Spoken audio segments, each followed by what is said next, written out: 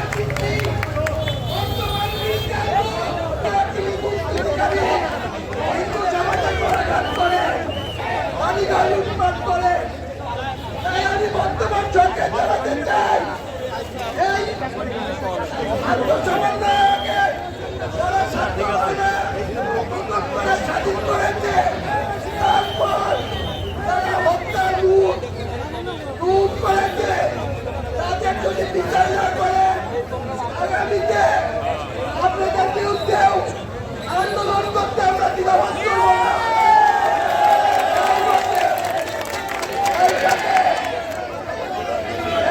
আমি বলছি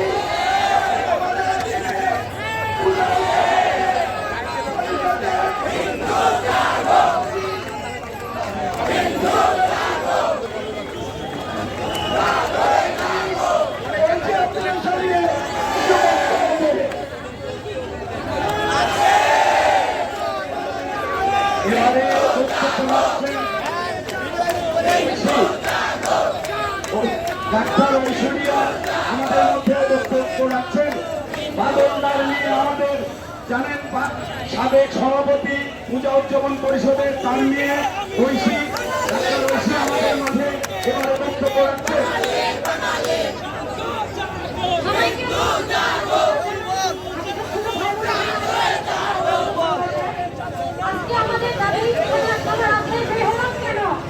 আমাদের দেশ স্বাধীন হয়েছে, কিন্তু আমরা কি স্বাধীনতা পেয়েছি? বিজয় মিছিল বের করা হয়েছে, তখন আমাদের উপর হামলা কেন? তখন আমাদের উপর হামলা কেন? আমরা কি বিজয় প্রকাশ করতে পারি নাই? আমাদের প্রকাশ করতে হয়েছে।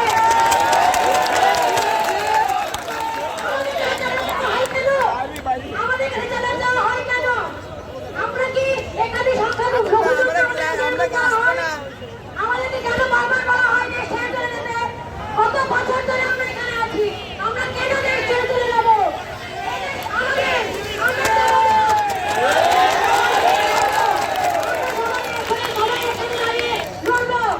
আমাদের হিন্দুদের উপর কেন হামলা হয়? সেগুলো আমরা কেন মিডিয়াতে প্রকাশ করতে পারি না? সেগুলো ভিডিও কেন প্রকাশ করাই না? এগুলো কেন গুজব বলে উড়িয়ে না হয়? এগুলো কোনো কিছুই গুজব না, যারা ভুক্তভোগী তারা জানে। আমরা কেন এখানে দাঁড়িয়েছি? আমরা দাঁড়িয়েছি আমাদের নিরাপত্তার জন্য। আমরা তো বলতে চাই, আমরা কোন সময়ের জন্য আর ফুটবল হতে চাই না। এই ধরনের অত্যাচার আমরা হিন্দু সমাজ আর সহ্য করবো না। আমরা রুখে দাঁড়াতে শিখেছি, আমরা রুখে দাঁড়াবো। আমরা আছি, ছিলাম এবং থাকবো, এই কথা বলে এবারে দুনিয়ার হিন্দু, আমার দেশ তোমার দেশ, জাগো জাগো হিন্দু জাগো।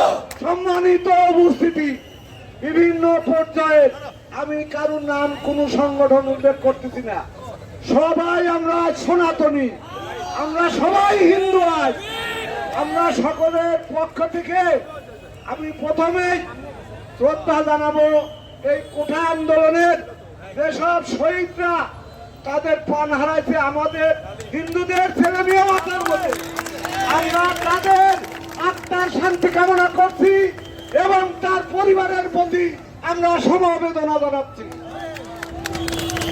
এইবার কোথায় আসেন, প্রতিবার ঝামেলা হবে, এই দেশ পরিমাণের সরকার পরিবর্তন হবে, তারপরে আপনাদের জাতীয় ইলেকশন আসবে, উপজেলা ইলেকশন আসবে, ইভেন চেয়ারম্যান ইলেকশন আসবে, এমনকি মেম্বার ইলেকশন আসবে। সেখানে নির্যাতিত হয় কারা? আমরা হিন্দুরা। আমরা আর এইভাবে বলির পাঠার হতে চাই না। আমাদের কথা এইবার আমাদের পাবনা সহ সমস্ত সনাতনীদের খুন, বাড়িঘর ভাঙচুর, দোকানপাট লুটপাট এবং অগ্নিসংযোগ এবং মা বোনেদের উপর নির্যাতন, আমরা এর প্রতিকার চাই। আমরা এদেশে জন্মগ্রহণ করেছি, আমরা এদেশের নাগরিক, আমাদের এখানে ভোট অধিকার আছে, আমরা ইনকাম ট্যাক্স দেই, ভ্যাট দেই, আমরা ভাষা পানা না, আমরা বন্যার জলে বেশি আসি না এই দেশে। কাজেই আপনাদের কাছে সচেতন অনুরোধ থাকবে, কাজেই আপনারা ভয় ভীতির উঠতে থাকবেন। নতুন গঠিত উপদেষ্টা মন্ডলীর কাছে বিশেষভাবে অনুরোধ, আমাদের যেসব বাড়িঘর দোকানপাট ভাঙচুর করা হয়েছে এদের আমি ক্ষতিপূরণ দাবি চাচ্ছি এবং এদের সঠিক বিচার চাচ্ছি। দ্রুত ট্রাইব্যুনালে আনে এদের বিচার করা হোক।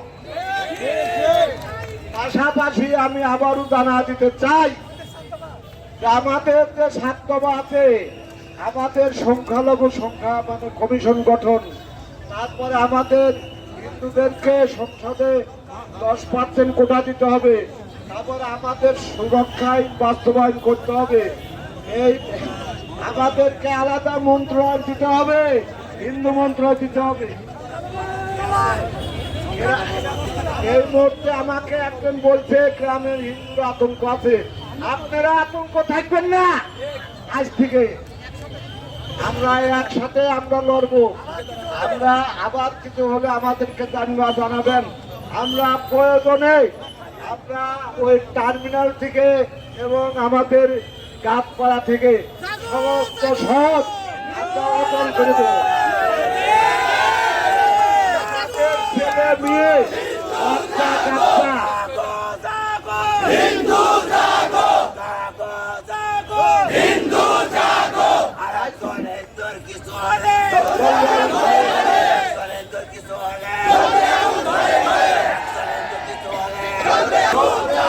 আমাদের সাথে আছেন,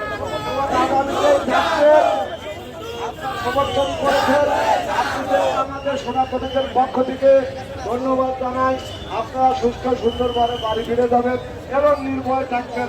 আমি আমার বক্তব্য এখানে শেষ করছি এবং আজকের অনুষ্ঠানের সমাপ্তি ঘোষণা করছি।